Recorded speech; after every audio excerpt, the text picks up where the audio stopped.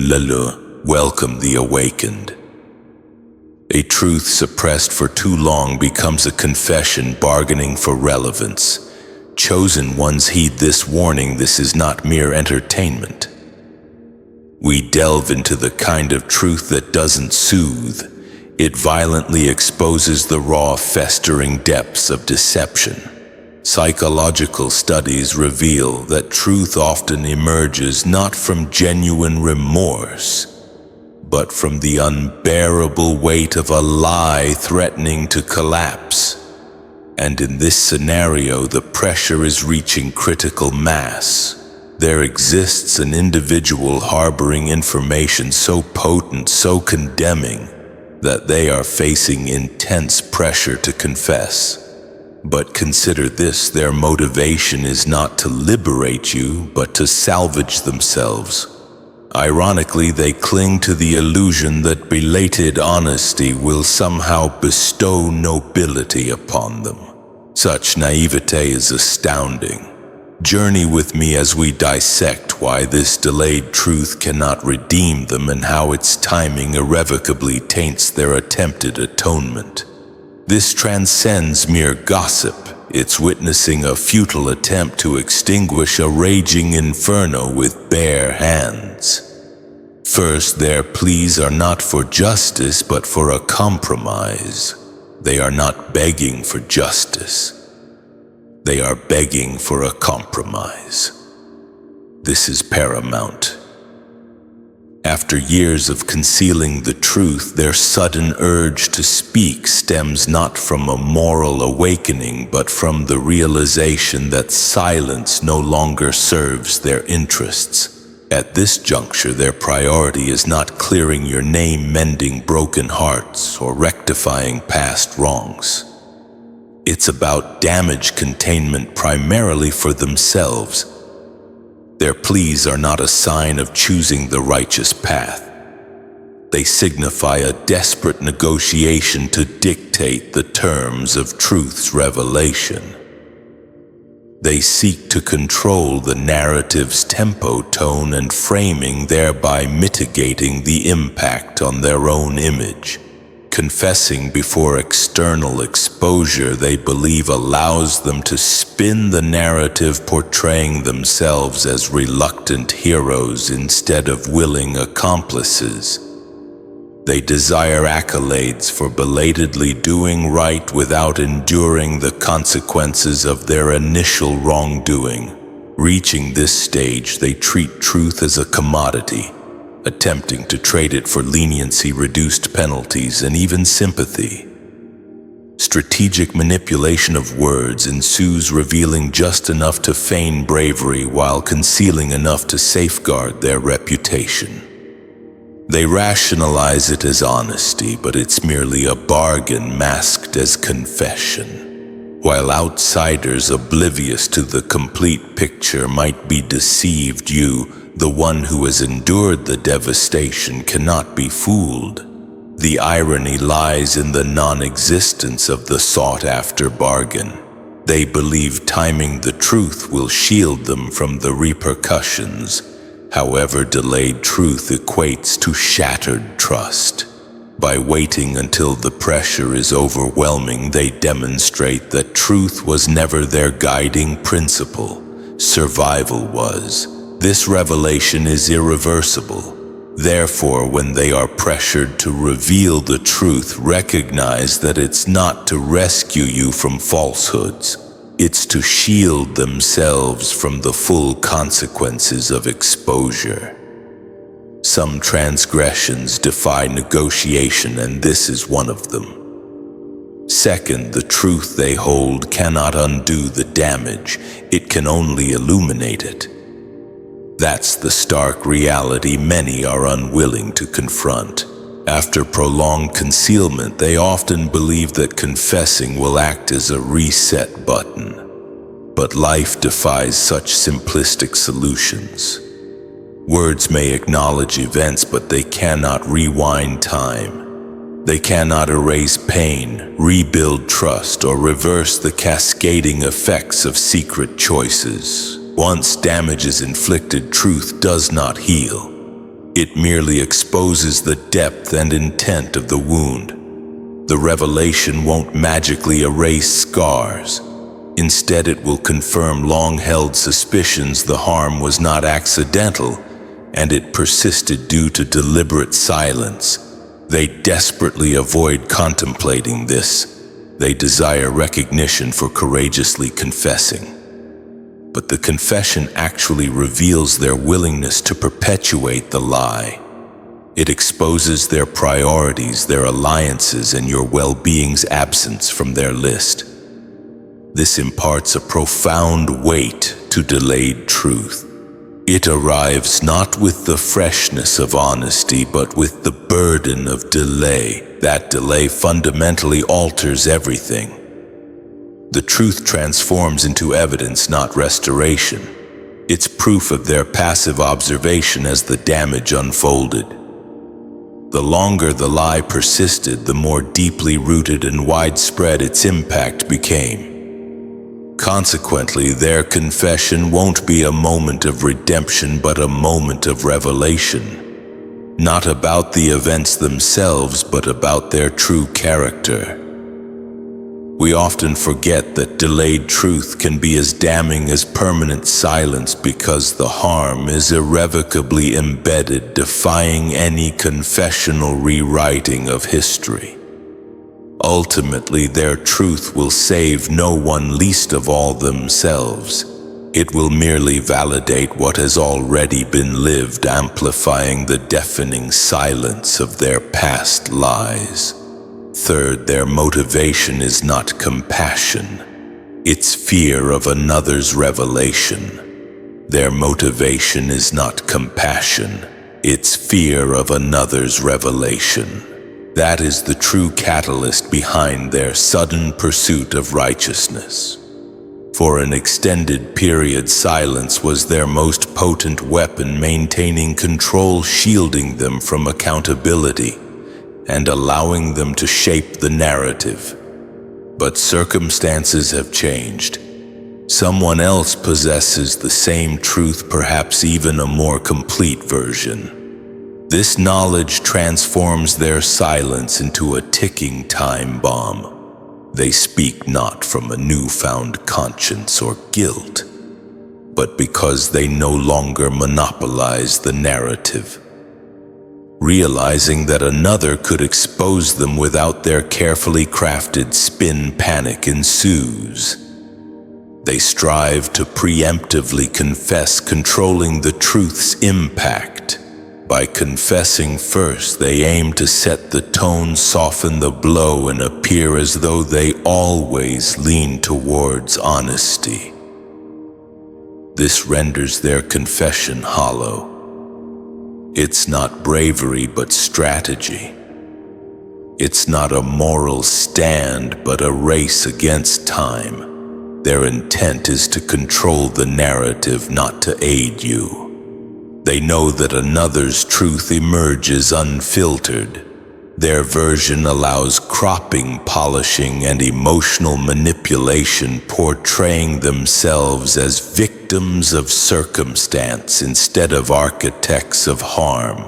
This timing exposes everything. People sense when truth is driven by self-preservation, not integrity. The tone and energy differ, feeling rehearsed and calculated. Trying to preempt another's revelation reveals their initial intent to remain silent. Ultimately, this isn't an act of compassion. It's a defensive maneuver by someone realizing that truth beyond their control strips them of all power, a prospect they dread. Fourth, they hope truth offers a shortcut to forgiveness. They hope truth offers a shortcut to forgiveness, as if confession automatically clears the slate. In their minds, admitting wrongdoing is a grand gesture, a magic key unlocking compassion and closing the book. They view truth as a transaction, honesty given, forgiveness received. They fail to realize that forgiveness, particularly after deep betrayal, stems from changed behavior. genuine remorse, and a willingness to make amends, none of which can be faked long. Herein lies their miscalculation. They believe that confessing is the challenge when it's the easiest thing at this point. The real work involves consistent action, rebuilding trust, and preventing repeated patterns. But that requires humility and time, both of which they avoid. They seek instant relief, forgiveness without earning it. They underestimate you, assuming you remain where they left you, vulnerable, doubting, seeking closure. They believe their confession will be like water in a desert, welcomed unconditionally. They fail to see that you've weathered the storm, survived, and rebuilt without their aid. You no longer crave their truth, having learned to live without it. When no longer desperate manipulation becomes obvious. Therefore, truth without transformation is dangerous, becoming another tool for control. They present themselves as brave souls who confessed while avoiding responsibility for their actions' aftermath. Their confession spins as a moral victory, concealing self-interest. While they hope truth fast-tracks forgiveness, they demonstrate minimal change. Anyone grasping the weight of their actions knows that truth is not the end, but the beginning of proving their transformation. Fifth, the confession will be crafted, not complete. The confession will be crafted, not complete. Prepare for this. Prolonged concealment prevents spontaneous, unfiltered honesty. They rehearse, revise, and reshape the story to minimize self-destruction. The version they provide minimizes their cost, not maximizes revelation. They frame words like artwork detailing areas portraying remorse, confusion, or victimization. Parts showing deliberate harm, calculated betrayal, or pure self-interest will be cropped. They label it truth because it contains selected pieces chosen precisely. The messiest, ugliest details remain concealed.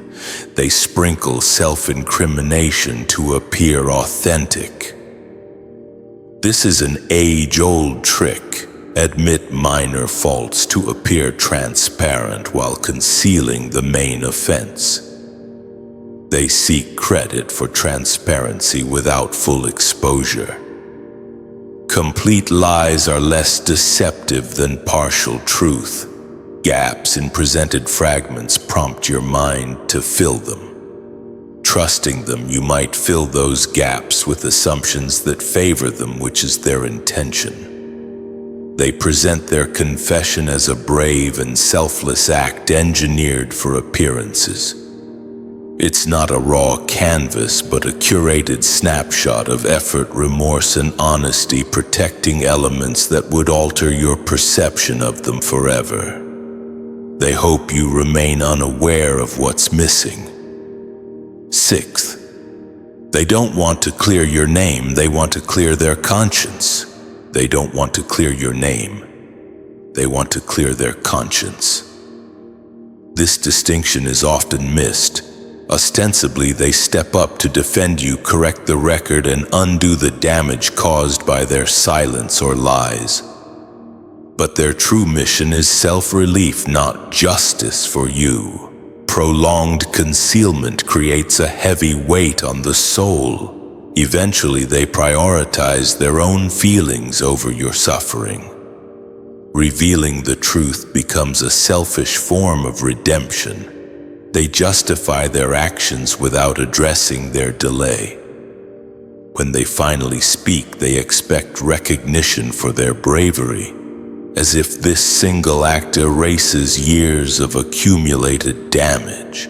Their motive is not restoring your reputation, but restoring their own peace. Their version of truth often carries an air of self-congratulation. They want recognition for stepping in when it mattered, although it only mattered to them once they felt the consequences of their silence.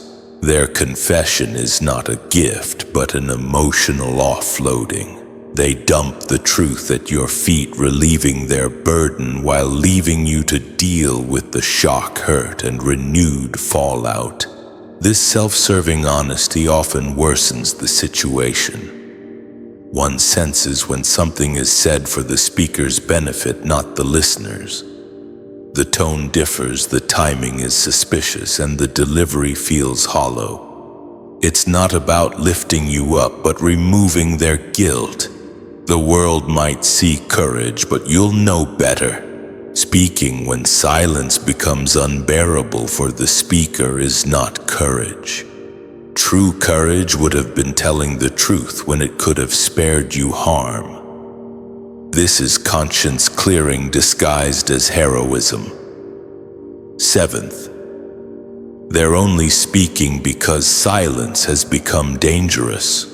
They're only speaking because silence has become dangerous. As long as their silence benefited them, protecting their image, shielding them from blame, and maintaining their standing, they adhered to it without hesitation. It wasn't loyalty, morality, or strategy back then. It was convenience. Silence was easy when it kept them safe and comfortable. Now the balance has shifted. The same silence that favored them has begun to work against them. Whispers might be circulating, or someone else might be close to revealing the same truth. Circumstances might have changed, making their silence look suspicious. Whatever the trigger, the reality is this: they're not speaking because it's right. They're speaking because it's safer for themselves. Their performance begins. They frame their sudden honesty as a moral awakening, claiming they could no longer live with themselves. But they lived with themselves until the risk of silence outweighed the risk of speaking. Now that silence could cost them relationships, opportunities, or freedom, confessing is the smarter move. It's a survival tactic disguised as virtue. They calculate that speaking allows them to control the narrative, appear cooperative, and perhaps even gain sympathy. Tragically, some will believe it.